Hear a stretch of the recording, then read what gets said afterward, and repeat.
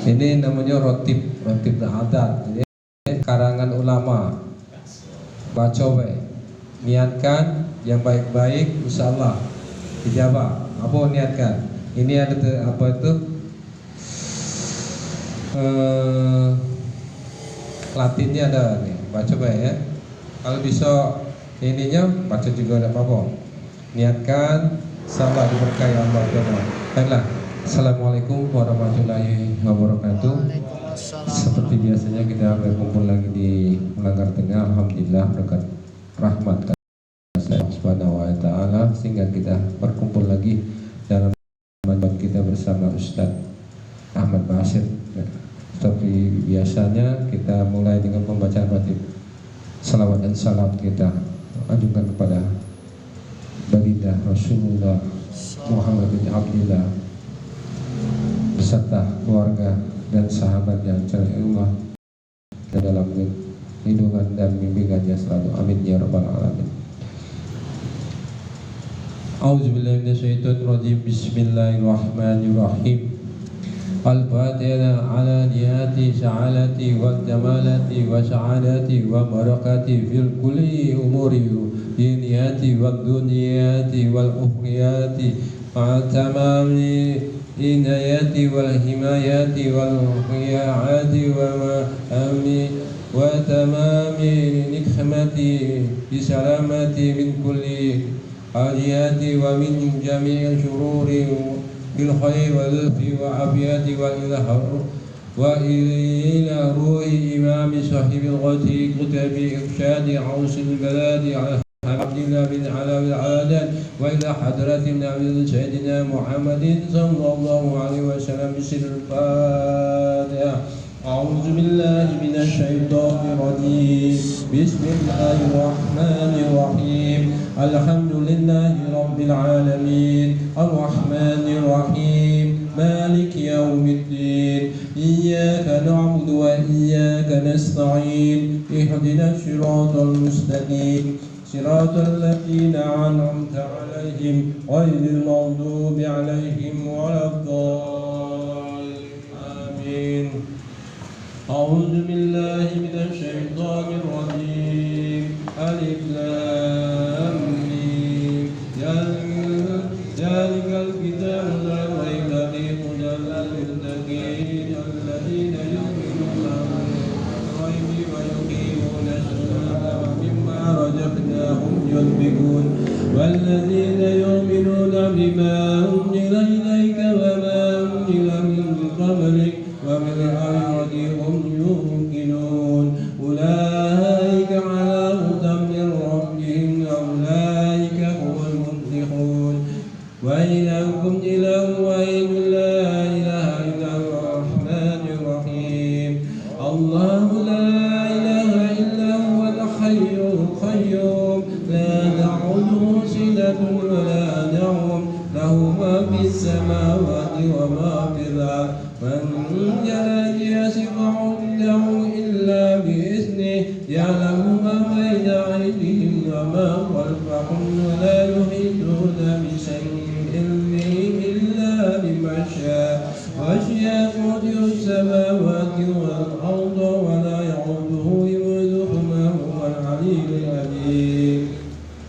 لله ما في السماوات وما في الأرض وإن تبدوا ما في أنفسكم أو تخفوه يحاسبكم به الله فيغفر لمن يشاء ويعذب من يشاء والله على كل شيء قدير. آمن الرسول بما أنزل إليه من ربه والمؤمنون كل آمن بالله وملائكته وكتبه ورسله ولا نفرق بين أحد من رسله وقالوا سمعنا وأطعنا غفرانك ربنا وإليك المصير. لا يكلف الله نفسا إلا وسعها لها ما كسبت وعليها ما كسبت.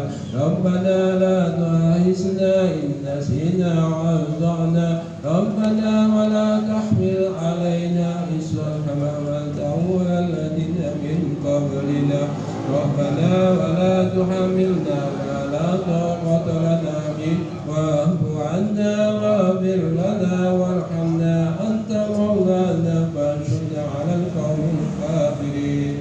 لا إله إلا الله وحده لا شريك له له الملك وله الحمد ويميت وعلى كل شيء قدير. لا إله إلا الله وحده لا شريك له له الملك وله الحمد ويميت وعلى كل شيء قدير. لا إله إلا الله وحده لا شريك له له الملك وله الحمد ويميت وعلى كل شيء قدير. سبحان الله والحمد لله ولا إله إلا الله والله أكبر. سبحان الله والحمد لله ولا إله إلا الله والله أكبر. سبحان الله والحمد لله ولا إله إلا الله والله أكبر. سبحان الله وبحمده سبحان الله العظيم. سبحان الله وبحمده سبحان الله العظيم. سبحان الله وبحمده سبحان الله العظيم. ربنا اغفر لنا وتب علينا إنك أنت التواب الرحيم. ربنا اغفر لنا وتب علينا إنك أنت التواب الرحيم. ربنا اغفر لنا وتب علينا إنك أنت التواب الرحيم.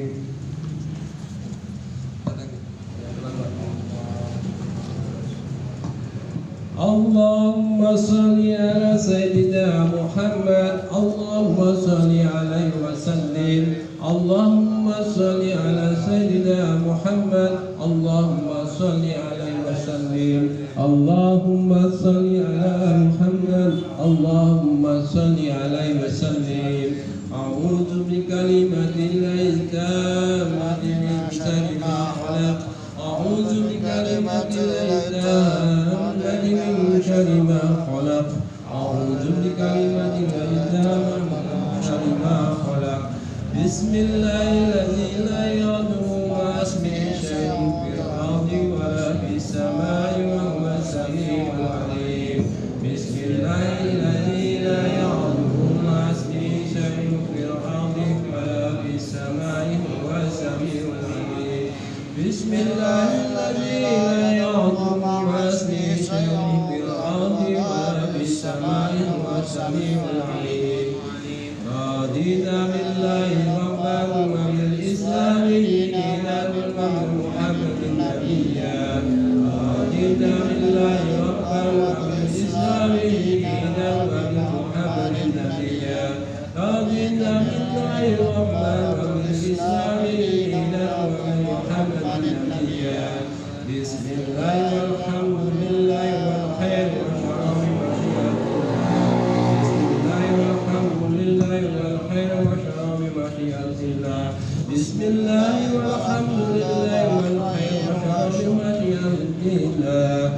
آمنا بالله واليوم الآخر تبنا إلى الله دينا وظاهرا. آمنا بالله واليوم الآخر تبنا إلى الله دينا وظاهرا. آمنا بالله واليوم الآخر تبنا إلى الله دينا وظاهرا. يا ربنا واعف عنا وهو الذي كان منا. يا ربنا واعف عنا وهو الذي كان منا. يا ربنا واعف عنا وهو الذي كان منا. يا ذا الجلال والإكرام من على دين الإسلام. يا ذا الجلال والإكرام من على دين الإسلام. يا ذا الجلال والإكرام من على دين الإسلام. يا ذا الجلال والإكرام من على دين الإسلام. يا ذا الجلال والإكرام من على دين الإسلام. يا ذا الجلال والإكرام من على دين الإسلام. يا ذا الجلال والإكرام من على دين الإسلام. يا قوي يا متين اقتل الظالمين. يا قوي يا متين اقتل الظالمين. يا قوي يا متين اقتل الظالمين. حسن الله المسلمين. صلى الله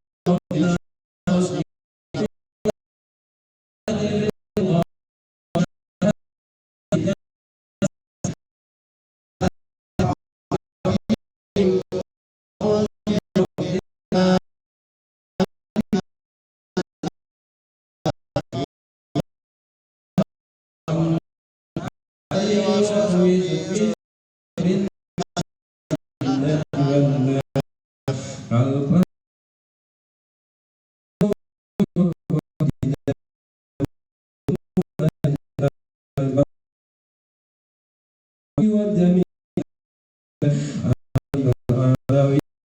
الله يعلي درجاتهم في الجنة ويجني ضرائعهم ويعيد ميدان بركاتهم وأسراره وأنواره الفاتحة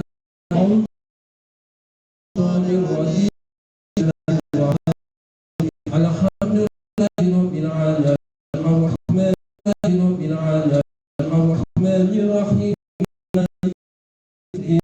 إياك نعبد وإياك نستعين اهدنا الصراط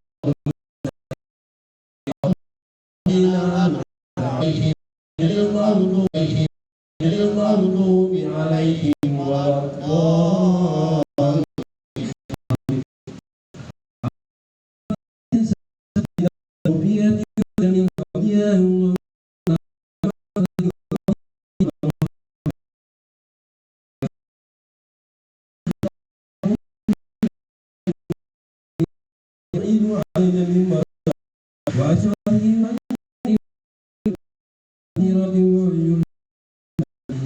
بالخير والفي وأبيات بشر الفاتحة أعوذ بالله من الشيطان الرجيم بسم الله الرحمن الرحيم الحمد لله رب العالمين الرحمن الرحيم مالك يوم الدين إياك نعبد وإياك نستعين اهدنا الصراط المستقيم صراط الذين أنعمت عليهم غير المغضوب عليهم ولا الضالين آمين الفاتحة لدى لسائد الخطيب خذ بإرشاد روس البلد سيدنا العربي عبد علم الهدى والأصول والفروع بأن الله يقدس أمرهم في الجنة والنور ضرعهم ويعيد علينا من بركاته وأسراره وأنوارهم في الدين والدنيا والآخرة بسم الفاتحة أعوذ بالله من الشيطان الرجيم بسم الله الرحمن الرحيم الحمد لله رب العالمين الرحمن الرحيم مالك يوم الدين إياك نعبد وإياك نستعين اهدنا الصراط المستقيم صراط الذين أنعمت عليهم غير المغضوب عليهم ولا الضالين آمين الفاتحة لنا ولكم يا حاضرون بأن الله يقابلكم سعاد منا ومنكم سوءا ما يرضى الله رسوله ووالدينا ووالديكم ومشايخنا ومشايخكم وأمواتنا وأمواتكم وأموات المسلمين أجمعين بأن الله يغفر لهم ويرحمهم ويسكنهم جنة والهجاد والمسافرين والهداة والمجاهدين من المسلمين في البحر والبحر أجمعين بأن الله ويصحبهم سلامات ويردهم إلى أوطانهم سالمين غانمين من خير وعافية ويصلح أمور المسلمين ويهزم شر الرجيم ويتقبل منا ومنكم ويرزقنا ويحسن الخاتمة إن الموت بالخير وأبيته وإلى حضرة محمد صلى الله عليه وسلم بسم الفاتحة أعوذ بالله من الشيطان الرجيم بسم الله الرحمن الرحيم الحمد لله رب العالمين الرحمن الرحيم مالك يوم الدين إياك نعبد وإياك نستعين اهدنا الصراط المستقيم صراط الذين أنعمت عليهم الله من الرحمن الرحيم الحمد لله رب العالمين يوافي نعمه ويكافئ مزيدا يا ربنا لك الحمد كما ينبغي لجلال وجهك وعظيم سلطانك اللهم صل على آله وأهل بيته وسلم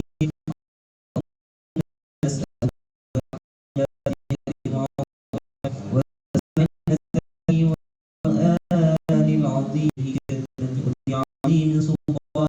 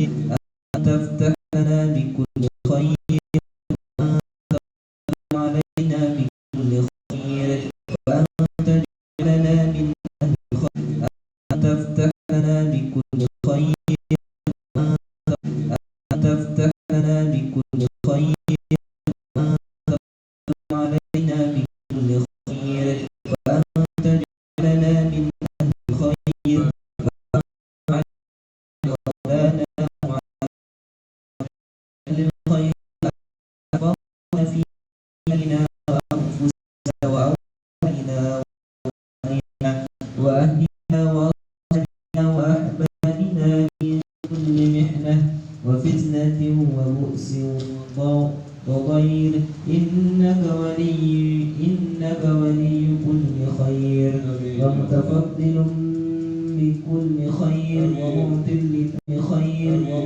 لكل خير يا أرحم الراحمين. اللهم اغفر لنا ولوالدينا ولأولادنا ولمشايخنا في الدين ولمن أحسن إلينا ولمن أوصانا بالدعاء ولجميع المسلمين والمسلمات والمؤمنين والمؤمنات الأحياء منهم والأموات. اللهم اغفر لنا وارحمنا وارض عنا وتقبل منا وأدخلنا الجنة ونجنا من النار. اللهم أصلح لنا شأننا كله. اللهم زدنا ولا تنقصنا وأكرمنا ولا تهنا وأعطنا ولا تحرمنا وارضنا وارض عنا يا أرحم الراحمين. صلى الله على سيدنا محمد وآله وصحبه وسلم والحمد لله رب العالمين. اللهم إنا نسألك رضاك والجنة ونعوذ بك من سخطك والنار. اللهم إنا نسألك رضاك والجنة ونعوذ بك من سخطك والنار. اللهم إنا نسألك رضاك والجنة ونعوذ بك من سخطك والنار. يا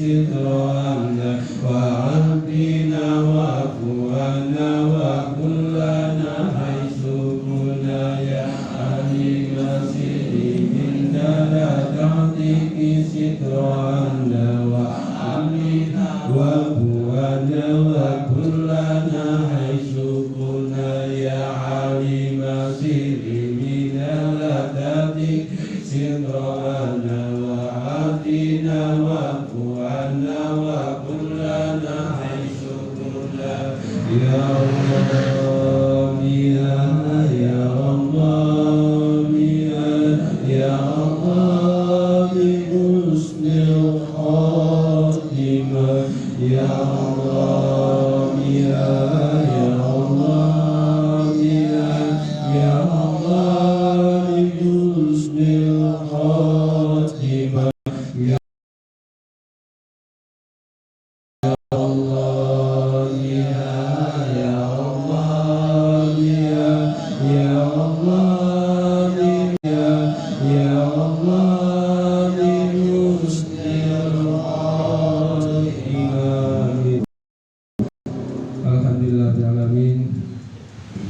Ayat pertama telah kita lalui, ini pembahasan motif. Selanjutnya kita mendengarkan tausiah dari Ustaz yang kita sayangi dan kita cintai. Semoga beliau berkahan selalu dalam dan kita cintai. Semoga beliau berkahan selalu dalam sehat. Amin. Allah dan Mekah Subhanahu wa taala. Amin ya rabbal alamin. Waktu tempat yang bersedia. Bismillahirrahmanirrahim. Assalamualaikum warahmatullahi wabarakatuh.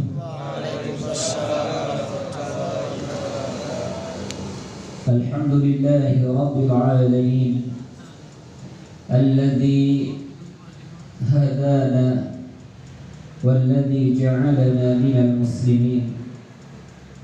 Alhamdulillahi rabbil alamin alladhi ja'alana min ummati Muhammad. Alhamdulillahi rabbil alamin walladhi akramana bil Islam wa insyaallah namutu 'ala al Islam. Allahumma shrah lana sudurana bil ilmi ya Allah. Allahumma nawwir qulubana bi nuri hidayatika ya Allah.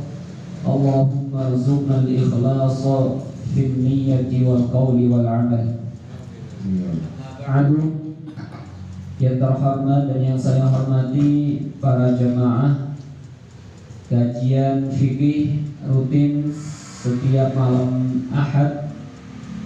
Insyaallah kita nanti senantiasa digolongkan oleh Allah bersama orang-orang yang ahli istiqomah. Amin ya rabbal alamin.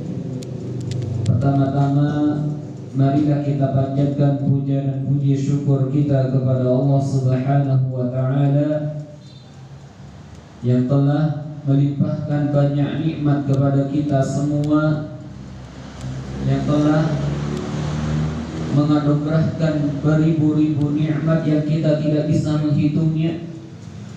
Dan semoga kita semua nanti dijadikan oleh Allah Subhanahu wa taala orang-orang yang selalu ikhlas di dalam beramal baik. Amin ya rabbal alamin. Salawat dan salam Allah firmankan di dalam Al-Qur'an, walakin kadzabu, mereka itu disuruh beriman, disuruh bertakwa kepada Allah, tapi mereka malah kufur terhadap ayat-ayat Allah, mengingkari, berdusta terhadap ayat-ayat Allah, sehingga mereka mendapatkan azab dari Allah Subhanahu wa taala. Para jemaah, sering saya sebutkan dan sering saya jelaskan, semakin bertambah hari semakin kita dekat dengan kematian. Semakin kita bertambah umur semakin kita dekat dengan kematian. Dan tidak ada yang bermanfaat bagi kita nanti di akhirat, di kuburan, kecuali adalah amal baik. Jadi ini duduknya kita di majlis ini yang akan kita bawa ke dalam kuburan. Duduknya kita di majlis salawat, duduknya kita di majlis zikir, inilah yang akan kita bawa ke dalam kuburan kita. Sedangkan yang kita keluar dari rumah, dari pagi pulang sore, itu belum tentu bermanfaat bagi kita jika kita tidak bisa menggunakannya. Para jemaah, maka dari itu jangan sampai kita bosan-bosan untuk selalu menuntut ilmu agama. Sampai kapan kita berhenti menuntut ilmu agama? Sampai kita nanti berada di surga Allah Subhanahu wa taala. Itulah batas akhir kita menuntut ilmu Allah Subhanahu wa taala. Nah, kemarin kita membahas tentang masalah apa, Pak Opik? Masalah kulit. Diapain kulitnya? Disamak ya. Jadi kemarin kita pembahasan mungkin yang belum pernah kita dengar sebelumnya, yaitu cara menyamak kulit bangkai, kulit hewan disembelih secara Islam. Jadi kemarin sudah kita jelaskan bahwa semua kulit bangkai itu bisa suci, bisa disamak kecuali bangkai, kulit bangkai apa? Babi dan anjing, atau yang lahir dari keduanya atau salah satu dari keduanya, itu yang tidak bisa disamak. Misalnya di depan kita ada kambing mati kena tabrak motor misalnya, yang mana kambing ini anaknya anjing nikah sama kambing, keluar kambing mati misalnya ditabrak motor, maka ini tidak bisa disamak. Kenapa? Karena itu hasil anjing. Itu boleh disamak dan disucikan, yaitu dengan kita menggunakan apa cara menyamaknya kemarin? Dengan buah delima, ya, dengan buah delima. Jadi buah delima ini digosok-gosok ke kulit tersebut yang masih ada sisa darah atau daging sehingga menjadi bersih. Setelah itu disiram pakai air, kemudian kulit bangkai ini menjadi suci. Atau dengan sesuatu yang najis, seperti apa kemarin? Nah, ini lupa ini. Apa? Kemarin boleh kita menyamak dengan sesuatu yang najis, seperti tainya merpati, ya. Jadi tai merpati boleh, ya, dijadikan sebagai alat untuk menyamak, ya, sehingga kulit ini nanti bisa dikatakan suci. Kemudian para jemaah juga kemarin kita menjelaskan bahwa keringatnya hewan itu gimana hukumnya? Keringat hewan hukumnya gimana? Suci. Apa dalilnya? Bahwa di waktu itu Rasulullah mengendarai menunggangi kuda. Kudanya ini berkeringat, tapi Rasulullah tidak mensucikan badan beliau yang terkena keringatnya. Mustahabun fi kulli hal. Hukumnya adalah sunnah pada setiap keadaan. Illa ba'da zawali lis-shaimi, kecuali setelah masuk waktu zuhur bagi orang yang puasa. Jadi para jemaah, kita bersiwak itu kapan saja boleh. Bahkan sunnah hukumnya kecuali satu keadaan setelah masuk waktu zuhur, yaitu ketika kita sedang berpuasa. Nah, kemudian ada beberapa perkara yang siwak itu hukumnya lebih lagi ditekankan, lebih lagi disunnahkan. Kapan? Yang pertama, inda taghayyuril fami min azmin, ketika mulut kita ini sudah berubah baunya. Misalnya ketika kita mendapati, kadang kita ketika berbicara itu kita tahu kok ada berubah bau mulut saya. Nah, ketika seperti ini, kata para ulama, asyaddu istihbaban, ini lebih disunnahkan, lebih ditekankan lagi saat kita mengalami seperti ini, ketika sudah berubah baunya mulut kita. Nah, ini kadang berubahnya mulut itu, kata para ulama, ada beberapa faktor. Yang pertama, ketika seseorang itu lama tidak berbicara, diam terus. Nah, ketika berbicara pasti mulutnya itu berubah baunya. Kalau mau dicoba silahkan ya. Kita misalnya tahan, tidak ngomong ya. Kemudian setelah itu kita ngomong, pasti mulut kita ini berubah baunya. Terus yang kedua, kata para ulama, kapan seseorang itu bisa berubah bau mulutnya? Ketika dia itu ketika orang tersebut itu lama tidak makan atau lama tidak ngemil, itu biasanya bau mulutnya. Ketika seperti ini, kata para ulama, lebih disunnahkan memakai siwak atau siwak di waktu ini, itu sangat disunnahkan bagi orang tersebut. Ya, paham ya? Jadi yang pertama, saat berubahnya bau mulut. Terus yang kedua, yang sangat ditekankan kita menggunakan siwak wa indal qiyami minan naum, yaitu kita ketika baru bangun tidur. Nah, kalau kita kan kadang ketika baru bangun tidur langsung kita ke kamar mandi, sikat gigi. Jadi kalau kita ingat siwak, ini lebih besar pahalanya. Ya, jadi kita setelah bangun tidur ya, kita langsung pakai siwak. Nah, kemudian cara siwak nanti insya Allah nanti akan dijelaskan. Jadi yang kedua, kapan ditekankan, kapan sangat disunnahkan? Ketika seseorang baru bangun tidur.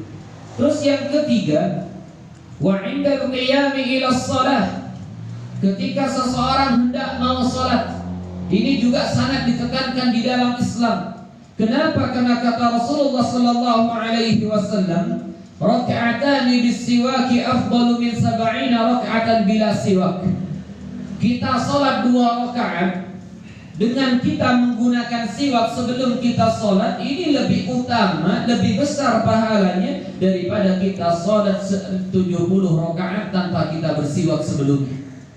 Jadi inilah bedanya antara orang yang bersiwak dengan orang yang tidak bersiwak sebelum sholat. Jadi apa kata Rasulullah? Orang yang bersiwak sebelum dia sholat rakaat, sebelum dia sholat ya, kemudian dia sholat cuma 2 rakaat di waktu itu, baik yang sunnah maupun yang wajib, ini lebih utama, lebih besar pahalanya daripada dia sholat 70 rakaat tanpa siwak. Nah, ini sangat besar pahalanya para jemaah. Coba misalnya kita sholat 70 rakaat, ini capek apa tidak? Capek, ya. Mungkin yang muda-muda mungkin belum pernah sholat 70 rakaat. Tapi ingat kata Rasulullah, 2 rakaat dengan siwak ini masih lebih besar pahalanya daripada 70 rakaat tanpa siwak. Begitu juga bapak-bapak hadir ke majlis ini. Kita belajar satu bab, karena setiap minggu kita belajar satu bab terus. Apa kata Rasulullah? Wa anta ta'allama baban minal ilmi khairul laka min an tusalliya alf raka'ah.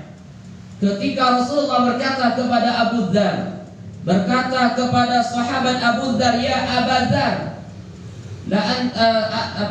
kata Rasulullah, anta ta'allama ayatan min kitabillah khairun laka min an tusalliya mi'ata raka'ah. Wahai Abu Dzar, kamu pergi pagi-pagi, la anta budwah, kamu pergi pagi-pagi untuk belajar satu ayat dari ayat-ayat Al-Quran. Itu lebih baik daripada kita sholat sebanyak 100 rakaat. Jadi sungguh besar hadir di majlis ilmu agama. Makanya Rasulullah menyerupakan majlis ilmu agama ini sebagai taman dari taman-taman surga. Kenapa? Karena kita merasakan ketenangan di sini. Kita merasakan kenyamanan di tempat ini ketika kita membahas ilmu agama. Makanya kata Rasulullah, kamu belajar satu ayat dari kitab Allah, belajar tafsirnya, belajar bagaimana cara membacanya dengan bacaan yang benar, lebih utama, lebih besar pahalanya daripada kita sholat 100 rakaat. Jadi kalau misalnya kita tidak ada waktu untuk sholat 100 rakaat sunnah, kita hadir ke majelis ilmu agama. Misalnya nih kayak Kak Ujang misalnya, dari pagi sampai malam di toko jaga buah terus. Kapan sempatnya untuk sholat 100 rakaat? Misalnya juga, apakah kebanyakan jamaah di sini kan punya bisnis semua nih. Semoga diberikan keberkahan oleh Allah. Nah, jadi kalau misalnya kita sibuk dengan urusan dunia, ya, tapi kita jangan lupa untuk hadir belajar satu ayat dari ayat-ayat Al-Quran, itu lebih besar pahalanya daripada kita sholat 100 rakaat. Kemudian kata Rasulullah, wa anta ta'allama baban minal ilmi khairul laka min an tusalliya al-farakah. Kamu wahai Abu Dzar berangkat untuk belajar satu bab dari ilmu agama, seperti kita pada malam hari ini belajar bab siwak, kemarin kita belajar tentang bab menyamak, itu lebih besar pahalanya, lebih utama pahalanya daripada kita sholat 1000 rakaat. Para jemaah, kita sholat tarawih di bulan Ramadan, ya, 23 kali 30 hari belum sampai 1000 rakaat, masih 600 rakaat. Ini kita bisa lakukan dalam jangka waktu setengah jam duduk di majlis ilmu agama, lebih besar pahalanya daripada kita sholat 1000 rakaat. Jadi kita jangan sampai malas untuk duduk di majlis ilmu agama. Meskipun misalnya yang pertama tujuannya bukan untuk belajar, ya. Kan sering dijelaskan bahwa ketika seseorang duduk di majlis ilmu agama, tujuannya bukan untuk belajar, cuma ikut apa meramaikan baik, juga mendapatkan ampunan dari Allah Subhanahu wa taala. Ini karena keutamaan majlis ilmu agama. Jadi apa kata Rasulullah? 2 rakaat dengan siwak lebih utama daripada kita sholat 70 rakaat tanpa siwak. Nah, kemudian ketika seseorang hendak mau sholat, itu disunnahkan, sangat ditekankan untuk menggunakan siwak, ya. Jadi nanti kita beli siwak di toko paruk, ya, di kopak paruk ada siwak di situ. Jadi kita beli, ya, untuk apa? Yang pertama untuk mengikuti jejak Rasulullah. Terus yang kedua untuk kita mendapatkan ridho Allah. Karena tadi kata Rasulullah, as-siwaku matharatun lil fami, siwak ini bisa membersihkan mulut kita. Kemudian yang kedua mardhatul lirabbi, untuk mendapatkan ridho Allah Subhanahu wa taala. Kemudian para jemaah, para ulama itu berbeda pendapat. Tadi kan sudah dijelaskan, siwak hukumnya sunnah pada setiap keadaan kecuali bagi orang yang puasa setelah masuk waktu zuhur. Hukumnya makruh kata sebagian ulama. Kenapa makruh? Karena sebagaimana kemarin sudah dijelaskan saat kita membahas bab puasa, kenapa dimakruhkan kata para ulama orang bersiwak setelah masuk waktu zuhur? Karena di situ ada hadis Rasulullah sallallahu alaihi wasallam, la khulufu famis shaimi atyabu 'indallahi min rihil miski. Hadis ini diriwayatkan oleh Imam Bukhari. Apa kata Rasulullah? Bau mulutnya orang yang berpuasa, ya, itu lebih wangi lebih harum daripada minyak misik, daripada minyak kasturi, daripada parfum kasturi ini. Jadi kata Rasulullah, ya, bau mulutnya orang yang sedang berpuasa itu lebih harum menurut Allah, lebih wangi menurut Allah daripada minyak kasturi. Dari sini para ulama mengatakan makruh hukumnya seseorang ketika sudah lewat waktu zuhur untuk siwak saat dia berpuasa. Nah, kenapa? Untuk mendapatkan fadilah ini.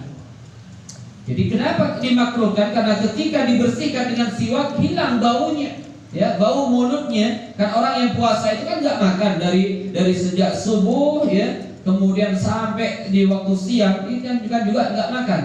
Pasti bau mulutnya. Tadi sudah dijelaskan bau mulut disebabkan dua perkara. Yang pertama, banyaknya orang itu diam bisa menjadikan mulutnya bau, ya, baunya. Kemudian yang kedua, karena juga tidak banyak makan atau tidak makan sama sekali, ini juga menyebabkan bau mulut. Makanya kata Rasulullah, ketika dibersihkan dengan siwak ketika sudah masuk waktu zuhur, itu hukumnya adalah makruh. Ini menurut sebagian ulama. Tapi Imam Nawawi, ya, imam kita, biasanya kita itu di dalam fikih Syafi'i pasti terus ada perbedaan antara Nawawi dengan Imam Ar-Rafi'i. Tapi kata para ulama, ketika perbedaan ini terjadi terus antara Imam Nawawi dan Imam Rafi'i, itu kebanyakan yang dikuatkan adalah pendapat Imam Nawawi. Nah, Imam Nawawi mengatakan bahwa tidak makruh hukumnya orang yang berpuasa, ya, meskipun sudah lewat waktu zuhur, ketika dia menggunakan siwak itu juga itu tidak dimakruhkan. Jadi tidak ada bedanya dia sebelum zuhur atau setelah zuhur, kalau dia memakai siwak itu tidak makruh. Ini menurut menurut Imam Nawawi, disebutkan di dalam kitabnya Syarhul Muhadzab. Nah, jadi kalau Imam Rafi'i, ya, itu mengatakan makruh, tapi kalau Imam Nawawi mengatakan tidak makruh. Jadi boleh kita itu meskipun kita berpuasa, kita mau siwak di waktu zuhur, itu boleh dan kita juga mendapatkan kesunahannya. Kemudian para jemaah, ketika seseorang misalnya mendengarkan sunnah Rasulullah Sallallahu Alaihi Wasallam, itu dilakukan, ya, dikerjakan meskipun sekali seumur hidup. Misalnya nih, malam ini kita belum pernah mendengar tentang siwak. Malam ini kita belajar bahwa Rasulullah itu juga memakai siwak. Ya udah, kita lakukan, niatnya untuk mengikuti Rasulullah. Pada suatu hari Imam Syafi'i ini memakan semangka kuning. Di sini mungkin jarang semangka kuning. Ada Pak Ujang? Ada. Kalau urusan buah nanya ke beliau. Jadi nangka kuning ini beneran Rasulullah memakannya, sehingga Imam Syafi'i juga memakan semangka tersebut untuk mengikuti jejak Rasulullah. Makanya kata para ulama, kalau Rasulullah pernah melakukan seperti ini, kita lakukan meskipun satu kali dalam seumur hidup kita, biar kita dikatakan sebagai orang-orang yang menjaga sunnah Rasulullah Sallallahu Alaihi Wasallam. Kemudian dalil yang kedua tentang diperintahkannya siwak. Apa kata Rasulullah? Laula an asyukka ala ummati la amartuhum bisiwaki 'inda kulli shalah. Kalau seandainya tidak memberatkan umatku, maka saya akan memerintahkan mereka untuk selalu bersiwak saat mereka mau sholat. Jadi Rasulullah, ya, di waktu itu beliau punya keinginan. Apa kata Rasulullah? Seandainya tidak memberatkan terhadap umatku, maka saya akan perintahkan mereka untuk memakai siwak di setiap mereka mau sholat. Nah, jadi dari sini para ulama mengatakan siwak hukumnya tidak wajib, tapi hukumnya adalah sunnah. Para jamaah yang insya Allah dimuliakan oleh Allah, kita mengingat kisah Rasulullah ketika beliau menjelang meninggal dunia. Saat beliau sedang sakaratul maut, Rasulullah Sallallahu Alaihi Wasallam di hari itu atau di malam itu Rasulullah berada di pangkuan Sayyidah Aisyah, berada di tempat Sayyidah Aisyah.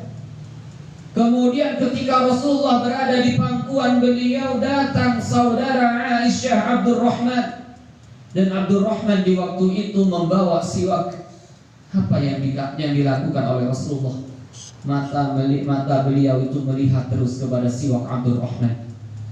Kemudian kata Sayyidah Aisyah, saya tahu Rasulullah ini suka siwak, Rasulullah ini sering bersiwak, sehingga saya ambil siwak tersebut dari saudara saya, yaitu Abdurrahman bin Abi Bakar, ya, diambil oleh beliau. Kemudian beliau dapati siwak ini keras. Apa yang dilakukan oleh Sayyidah Aisyah? Siwaknya ini beliau lunakkan dengan ludah beliau. Setelah siwak ini menjadi lunak, ya, tidak keras lagi, dimasukkan ke mulut Rasulullah, dan Rasulullah bersiwak dengan siwak tersebut. Ini menjelang Rasulullah meninggal dunia. Kemudian setelah itu, ketika Rasulullah bersiwak dengan siwaknya siwak iparnya, Rasulullah pun memasukkan kedua tangannya ke dalam bejana yang berisi air. Kemudian Rasulullah mengusap wajahnya dan beliau berkata, inna lil mauti sakarat. Sungguh saat seseorang ketika mengalami sakaratul maut, dia akan merasakan dahsyatnya sakaratul maut. Para jemaah, para ulama menjelaskan, rasa sakit yang menimpa seseorang tidak ada yang lebih sakit daripada keluarnya nyawa dari jasad kita nanti. Bahkan kata sebagian ulama, ya, itu diibaratkan seseorang yang dikuliti hidup-hidup, diambil kulitnya hidup-hidup, dan itu masih lebih parah keluarnya nyawa dari jasad kita. Lebih parah keluarnya roh dari jasad kita. Dahsyat sekali sakitnya. Dan waktu itu Rasulullah juga merasakan sakit sakaratul maut. Para jemaah yang insya Allah dimuliakan oleh Allah, apa yang menjadikan keluarnya roh kita itu menjadi mudah nantinya? Yaitu dengan hanya kita taat kepada Allah Subhanahu wa ta'ala. Ini yang membantu mudahnya keluarnya roh kita dari jasad kita. Kemudian para jemaah, tidak benar juga yang dikatakan oleh sebagian orang bahwa malaikat maut, ya, malaikat Azrail, kata mereka itu apa? Beliau mencabut nyawanya sendiri nanti ketika orang-orang sudah meninggal semua. Itu tidak benar, ya. Yang mencabut nyawa malaikat Azrail adalah Allah Subhanahu wa ta'ala. Jadi tidak benar yang dikatakan malaikat mencabut nyawanya sendiri, itu tidak benar. Ya, para ulama menjelaskan yang mencabut adalah Allah Subhanahu wa ta'ala. Kemudian yang selanjutnya tentang masalah siwak, ya.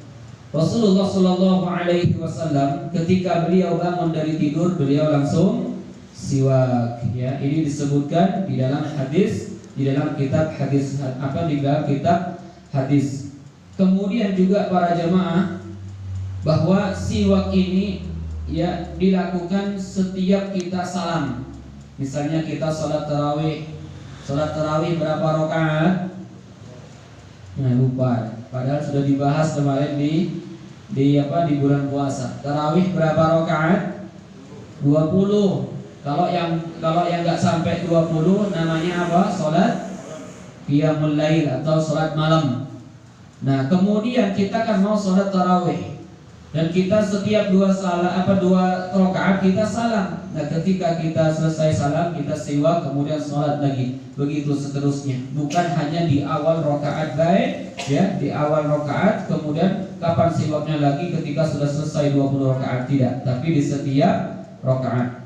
Kemudian juga kata para ulama, siwak hukumnya sunnah juga saat seseorang itu selesai sebelum berwudu. Makanya kata Rasulullah, laula asyqa ala ummati la amartuhum bisiwaki 'inda kulli wudu. Seandainya kata Rasulullah, saya tidak memberatkan umatku, maka saya akan perintah mereka untuk siwak setiap mau berwudu. Jadi sunnah juga kita bersiwak sebelum berwudu. Kemudian sunnah juga siwak ketika kita mau sholat jenazah. Nah, jenazah meskipun tidak ada rukuknya, meskipun tidak ada sujudnya, kita juga disunahkan untuk siwak. Jadi para jemaah ya, penting untuk kita belajar. Kemarin ada orang mau sholat jenazah, apa yang dia lakukan? Membentangkan sejadah. Ada-ada aja. Jadi apa? Dia ngira bahwa sholat jenazah itu ada sujudnya. Nggak ada, sholat jenazah itu ada sujudnya. Ya, nggak ada rukuknya juga. Jadi cuma takbir, berapa takbiran? 4 takbiran. Kemudian setelah 4 takbir kita salam dalam keadaan berdiri. Kemudian yang takbir pertama kita membaca apa? Surah Al-Fatihah. Terus yang kedua salawat Nabi. Yang paling utama salat Ibrahimiyah. Terus yang ketiga kita baca doa yang khusus untuk mayit seperti Allahumma ighfir lahu warhamhu wa'afihi wa'fu anhu, atau kalau yang perempuan Allahumma ighfir laha warhamha wa'afiha wa'fu anha. Terus yang keempat kita salam, atau kalau enggak kita doa dulu kata para ulama. Nah, kemudian seseorang ketika mau sholat jenazah itu juga disunahkan untuk siwak.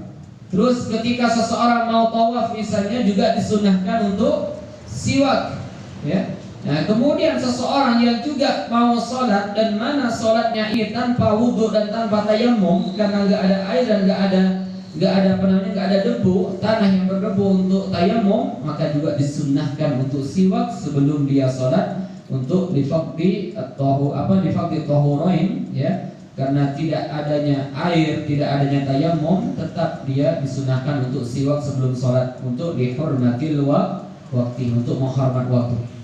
Nah, para jemaah ya, jangan juga disalahpahami. Sholat menghormat waktu ini bukan ketika kita tidak dapat air baik. Sholat untuk menghormat waktu ini kalau kita tidak dapat dua-duanya, tidak dapat air untuk wudhu dan juga tidak dapat tanah yang berdebu untuk tayammum, baru kita sholat dihormatil waktu. Kalau kita tidak mendapatkan air, kita ada opsi lain, namanya tayammum. Jangan kita sholat tanpa wudhu, yaitu ibadah yang dilakukan tanpa ilmu. Nah, kemudian tentang masalah siwak ya, ini juga sangat ditekankan di dalam Islam. Yang pertama, yang sangat ditekankan itu menggunakan kayu siwak, namanya arok. Ya, di sini mungkin jarang didapat, tapi kalau di Mekah dan Madinah itu banyak. Bahkan di situ ada di plastiknya itu kayu arok itu lebih afdol ketika kita menggunakan kayu siwak yang lainnya. Kemudian keutamaan siwak diantaranya menguatkan mata kita meskipun kita sudah tua nanti. Jadi mata kita ini meskipun nanti sudah tua, kalau kita rajin menggunakan siwak, insya Allah diselamatkan oleh Allah dari rabun. Terus yang kedua, di antara fadilah siwak kata para ulama itu membersihkan gigi kita, dan insya Allah Allah jauhkan dari penyakit gigi. Nah, jadi kalau kita mau nggak sakit gigi atau selamat dari sakit gigi, kita rajin-rajin siwak. Terus juga di antara fadilah siwak, ini bisa membuat musuh kita, orang-orang kafir itu lari dari kita. Ini diceritakan oleh para ulama. Dulu kan kalau sebelum perang, ya, orang-orang kafir ini kan punya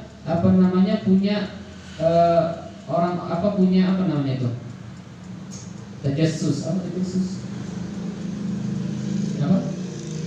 Nah, penyusup ya. Saya ingat bahasa Arabnya doang, bahasa Inggrisnya lupa. Tajassus ya, penyusup. Jadi orang kafir itu mengirim penyusup. Nah, kemudian ketika kiriman orang kafir ini lagi ngintip orang-orang Islam yang sedang berkumpul, mereka pada menggunakan siwak semuanya. Jadi setelah itu ketika dia melihat keadaan seperti ini, dia langsung lari. Dia ngasih tahu ke pemimpinnya, apa katanya? Kita ini jangan berperang dengan mereka. Kenapa? Karena mereka kayu saja dimakan, apalagi kita katanya. Jadi mereka gak jadi menyerang. Ini disebutkan oleh para ulama, di antara fadilah siwak membuat musuh kita itu lari dari kita.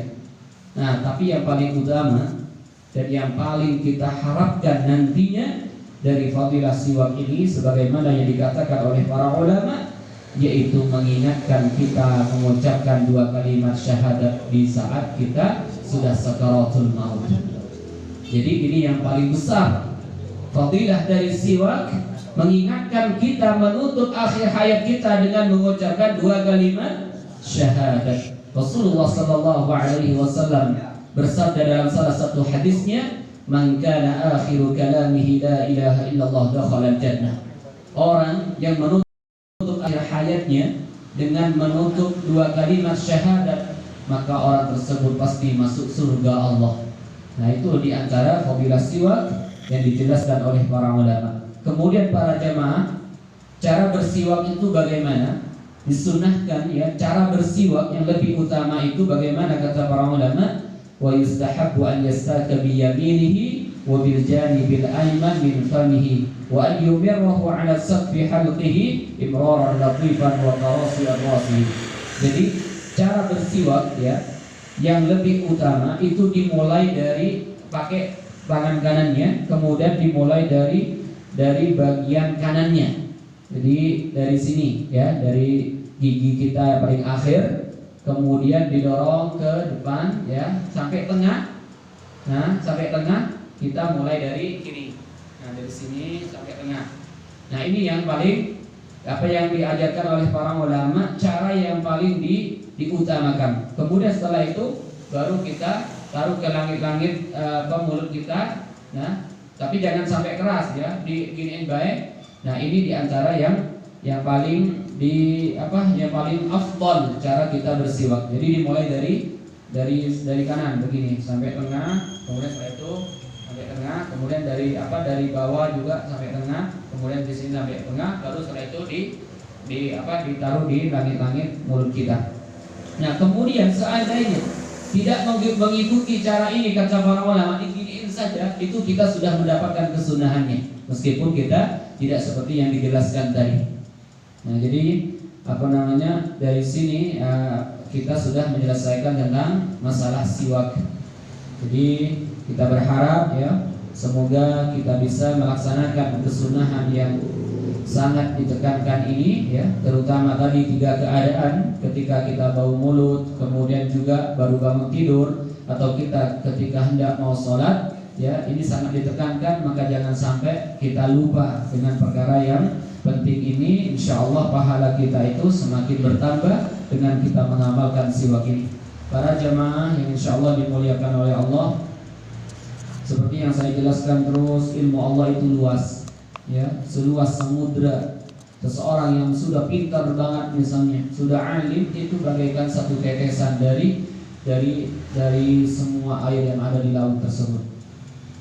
Jadi ilmu Allah itu sangat luas ya. Ketika kita memiliki ilmu ya, jangan sampai dengan ilmunya orang tersebut itu sombong dan semacamnya, atau menganggap dia yang paling benar ya. Itu tidak benar ya. Kenapa? Karena ilmu Allah itu sangat luas sekali. Apalagi kita tahu Al-Quran itu semuanya ilmu Allah. Apalagi ilmu-ilmu yang ada pada para ulama itu juga ilmu Allah Subhanahu wa ta'ala. Makanya tidak boleh kita itu merasa cukup dari apa yang sudah kita dengarkan. Teruslah kita untuk belajar ilmu agama sampai kita nanti mendapatkan tempat di surga Allah. Makanya kata Rasulullah, la yashba'u mu'minun min khairin yasma'uhu hatta yakuna muntahahul jannah. Tidaklah seseorang merasa puas, merasa kenyang dari kebaikan, dari ilmu yang ia dapat, sampai orang tersebut itu masuk ke surga Allah Subhanahu wa ta'ala. Para jemaah ya,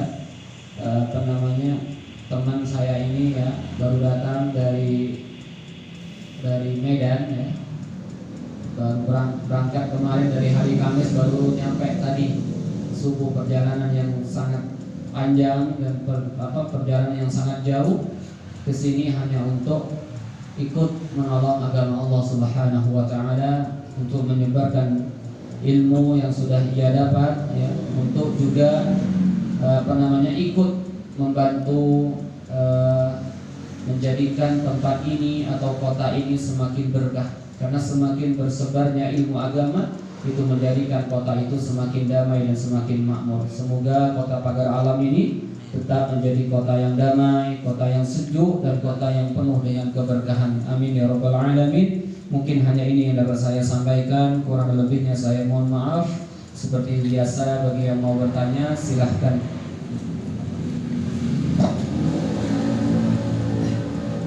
Yusman mau bertanya silakan. Assalamualaikum warahmatullahi wabarakatuh. Ustaz, ini nanya itu masalah siwak tadi ya. Siwak itu kan keras Ustaz ya. Jadi lah mana cara melembutkan siwak itu?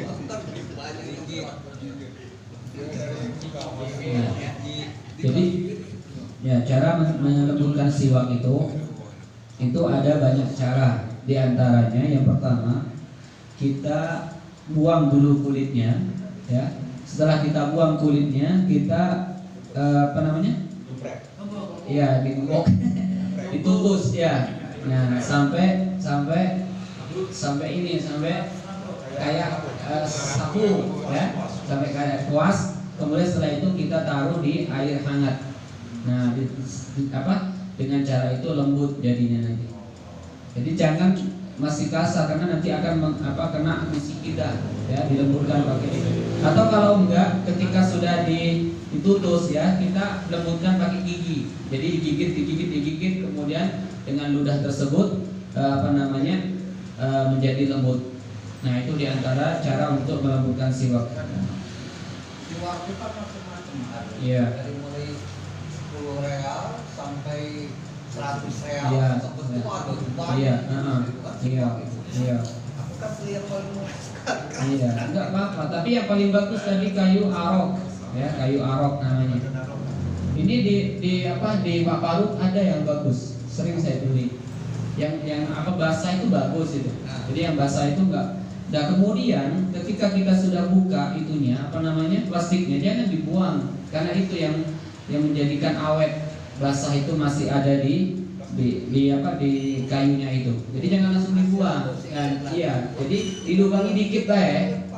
Dilubangi dikit, kalau sudah kita pakai masukkan lagi ke dalam itu. Nah, ada juga pembungkus siwak ada itu dibuat juga. Itu bisa ditempelin di sini kayak pena juga. Iya. Iya. Tapi kalau orang Arab biasanya taruh di sini. Kalau kita kan tidak. Kalau di sini apa? Rokok. Orang Arab tidak. Orang siwak yang ditaruh. Beda banget. Silakan yang lain mau bertanya. Ada lagi? Atau masalah lain atau ini mau bertanya silakan. Ya, tidak harus bahas siwak.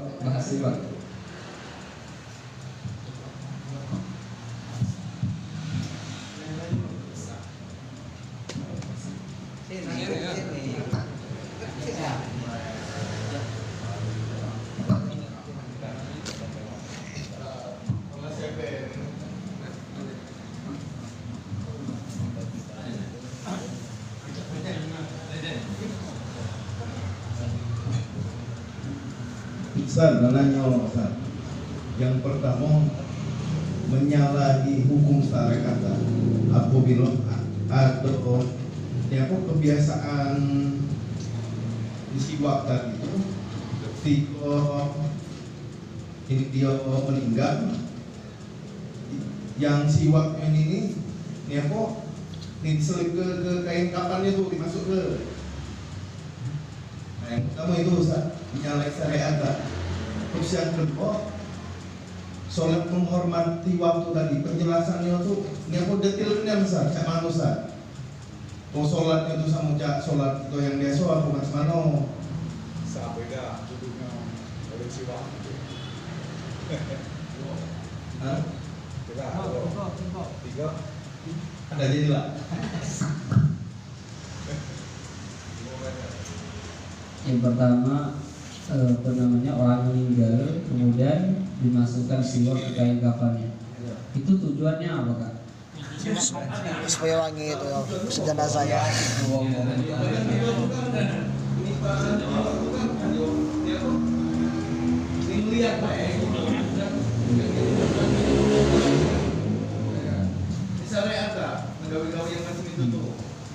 Yang pertama saya belum pernah mendengar. Ya, tapi kalau perkara harta seperti cincin atau yang semacamnya dibawa ke dalam kubur itu tidak boleh. Bahkan kalau ada yang dilakukan seperti itu wajib untuk digali lagi. Tapi kalau masalah siwak saya belum pernah dengar. Jadi insya Allah nanti saya tanya ya kepada orang yang lebih paham daripada saya, karena nggak mau saya menjawab sesuatu yang belum saya ketahui. Nah, jadi insya Allah nanti saya akan tanya ya apa tujuannya seseorang yang meninggal ini bawa siwak ditaruh di kain kafan. Siwak itu siwak dewek. Iya, siwak dewek ya. Ya, nanti saya akan tanya. Kalau dulu ketika Sayyidah Aisyah meminta potongan dari baju Rasulullah atau dari pakaian Rasulullah, tujuan beliau itu apa kata beliau? Supaya nanti potongan ini saya bawa ke dalam kuburan dengan tujuan supaya nanti saya mendapatkan ampunan dari Allah Subhanahu wa taala. Ini Sayyidah Aisyah ngambil berkah dari pakaian Rasulullah. Ya, ini Sayyidah Aisyah. Siapa yang mengatakan Sayyidah Aisyah bodoh? Siapa yang mengatakan Sayyidah Aisyah tidak tahu tentang Islam? Sayyidah Aisyah yang melakukan itu, meminta ya untuk apa? Untuk diambilkan sepotong pakaian beliau, pakaian Rasulullah untuk dibawa ke dalam kuburan dengan tujuan kata beliau, siapa tahu dengan ini saya mendapatkan ampunan dari Allah Subhanahu wa taala. Makanya para jemaah ya, kita itu sangat mendapatkan nikmat yang luar biasa ketika kita bisa bertabaruk ngambil berkah dari rambut Rasulullah sallallahu alaihi wasallam. Kenapa? Karena setiap yang ada pada Rasulullah itu agung. Dan ini termasuk ajaran yang dijelaskan oleh para ulama ahli sunnah wal jamaah. Ngambil berkah dari peninggalan Rasulullah. Kemudian ada orang-orang yang berkata, mana ada peninggalan Rasulullah sampai di zaman kita ini. Jadi orang-orang yang diberi titipan oleh Rasulullah, mereka menjaganya dengan penuh amanah. Sebagaimana kita ingat dengan nama nenek moyang kita, karena kita menjaganya. Dengan disebabkan mereka itulah saya ada di dunia ini. Sama orang-orang yang dititipi rambut Rasulullah seperti Tolha, kemudian juga Ummu Sulaim ya, ketika Rasulullah haji wada, Rasul kan memotong rambutnya. Kemudian Rasulullah membagi-bagikan ke Tolha ya, kemudian apa? Suruh bagi ke orang-orang. Kita tahu ya, rambut ini bukan untuk dimakan. Tapi apa kata para ulama? Litabqa barakatan fima bainana. Supaya rambut ini tetap ada pada kita dan keberkahannya juga ada kepada kita. Nah, ini diantara ajaran Ahlus Sunnah wal Jamaah ya, kita bertabaruk ngambil berkah dari apa yang ditinggalkan oleh Rasulullah. Sama Sayyidah Aisyah ngambil berkah dari pakaian Rasulullah ya, supaya apa kata beliau? Dengan ini siapa tahu saya mendapatkan ampunan dari Allah Subhanahu wa taala. Padahal di waktu itu Sayyidah Aisyah termasuk penduduk surga, masuk ke surga Allah tanpa adab, tapi beliau masih mengambil berkah dari pakaian Rasulullah. Ini pakaian beliau ya, yang menyatu dengan jasad beliau, apalagi yang tumbuh dari jasad beliau seperti rambutnya, kukunya. Ini sampai sekarang masih ada ya, masih ada dipegang oleh orang-orang yang amanah. Kemudian yang kedua tentang masalah salat li fardhi tahurain atau lihurmatil waktu, untuk menghormat waktu. Kapan sholat ini kita lakukan? Ketika seperti yang dijelaskan tadi, ketika kita nggak dapat air untuk wudu dan juga tidak dapat tanah yang berdebu untuk tayamum. Kita meskipun dalam keadaan seperti ini ya, kita masih wajib untuk sholat, untuk lihurmatil waktu, menghormat waktu zuhur, menghormat waktu asar, menghormat waktu maghrib, isya dan subuh. Tapi apakah ketika kita sholat bihurmatil waktu, untuk menghormat waktu yang tadi, yang tanpa udhu dan tanpa tayamum, ketika kita mendapatkan air atau mendapatkan tanah yang berdebu, setelah itu kita tidak lagi diperintah untuk sholat? Tidak, sholat lagi. Kenapa sholat lagi? Karena sholatnya tadi itu cuma untuk hormat waktu baik. Tapi kalau sudah dapat air atau dapat tanah yang berdebu, kita wajib sholat lagi. Nah, itu namanya sholat bihurmatil waktu. Nah, jadi kalau misalnya kita perjalanan, kemudian di mobil nggak ada air, kemudian kita tidak ada tanah juga yang berdebu, itu bukan alasan untuk sholat dihormati waktu. Kita bisa berhenti, ya? Kita minta juga ke sopirnya untuk berhenti. Nggak ada di situ sholat dihormati waktu. Nah, kapan dihormati waktu itu? Seperti orang yang sedang di penjara, air nggak dikasih, kemudian tanah untuk yang berdebu juga nggak dikasih. Sedangkan dia orang muslim, pengen sholat, ya udah sholat di penjara itu, ya dalam keadaan seperti ini. Tapi kalau dia nanti keluar dari penjara itu dan dia dapat air, kemudian juga dapat tanah yang berdebu, maka wajib untuk diulangi sholatnya. Nah itu salat di hurmatil waktu. Paham nggak ya? Bukan mau. Iya sama, cuma tadi sholatnya tanpa wudhu dan tanpa tayamum, karena nggak ada air dan nggak ada tanah yang berdebu. Kemudian para jamaah ya, bertayamum itu di tanah yang berdebu, bukan sofa yang berdebu, bukan karpet yang berdebu ataupun yang lainnya. Sehingga tidak boleh kita tayamum di atas pesawat, kita pukul-pukul kursi yang ada di pesawat. Ya sama, ya kita tayamum di tanah yang berdebu, bukan di dinding yang berdebu, tidak. Karena dalam mazhab Syafi'i harus seperti itu. Di tanah yang berdebu. Iya, tanah yang berdebu. Dan bukan juga pasir, ya. Pasir itu ada dua kata para ulama. Kalau pasirnya ini tidak ada debunya, maka kita nggak sah tayamum. Kenapa? Karena itu nggak lengket. Nah, atau membuat pasir tersebut itu tidak seperti tanah, makanya tidak sah ketika kita tayamum di pasir yang tidak berdebu. Tapi kalau pasirnya berdebu, boleh kita tayamum menggunakan pasir tersebut.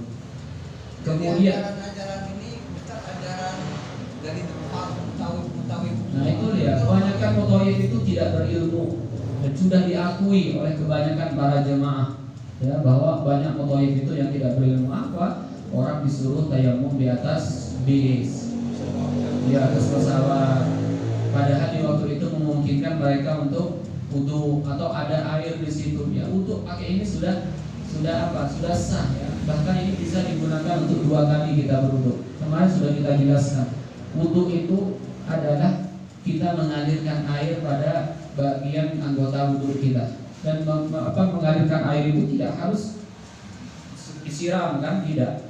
Kita pakai tangan, ya, kita bantu pakai tangan, itu sudah sah. Itu tidak ada alasan untuk kita, apalagi untuk meninggalkan sholat.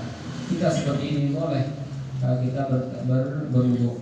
Nah, kemudian sholat, banyak juga orang-orang yang disebabkan mutawif bodoh, ya, mereka sholat di pesawat dalam keadaan duduk di kursi, padahal mampu untuk berdiri. Apa kata para ulama? Di antara rukun, ya, rukun sholat yang ketiga ini adalah al-qiyam in qadara, berdiri bagi orang yang mampu.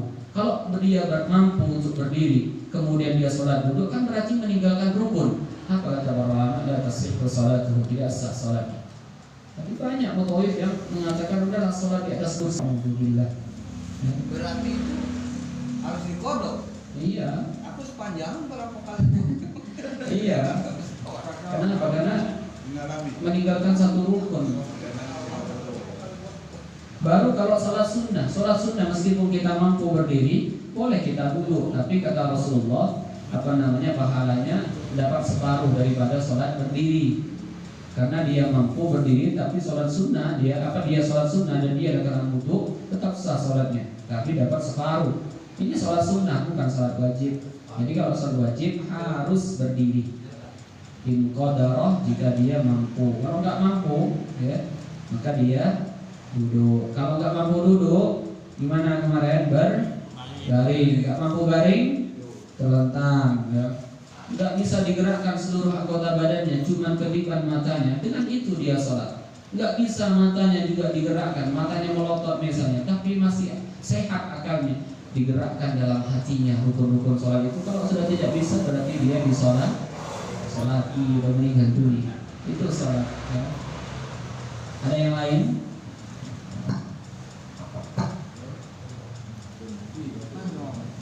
Silakan. Sudah. Ya, untuk sudah ya. Sudah. Tentu sambil sembari diminum. Demikianlah kajian majelis malam ahad kita malam ini. Semoga bermanfaat bagi kita dan kita kerjakan dalam kehidupan sehari-hari kita, dan insya Allah berkah Allah selalu bersama kita. Amin ya rabbal alamin. Akhirnya kami ucapkan terima kasih. Wabillahi taufiq wal hidayah. Wassalamualaikum warahmatullahi wabarakatuh.